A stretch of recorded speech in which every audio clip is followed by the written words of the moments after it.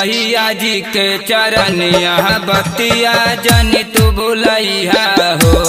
ये सैया आइल बाटे नवमिया माई के मूर्तिया ले अइहा हो।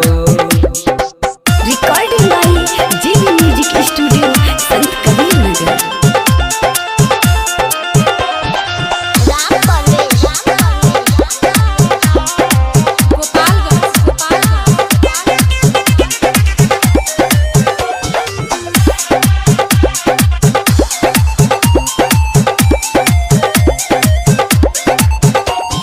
नारियल चुनरी लेके आइया माई के भक्ति में तूरा में जइया हो। माई के भक्ति में तूरा में जइया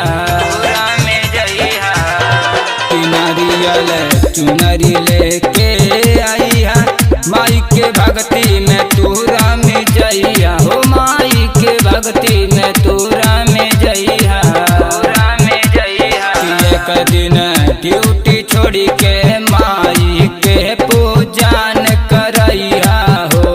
ये सैया आइल बाटे नवमिया माई के मूर्तिया ले अइहा हो। ये सैया आइल बाटे नवमिया माई के मूर्तिया ले अइहा हो।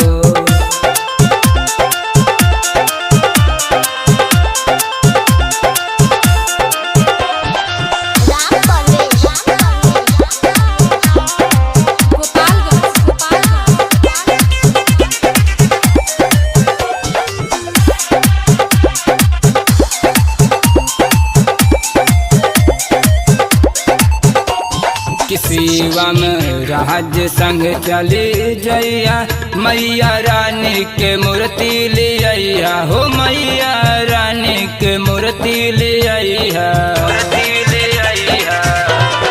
शिवम राज संग चली जइया मैया रानी के मूर्ति ले अइहा हो। मैया रानी के मूर्ति ले अइहा। जाके अनुराग संगे में चंदन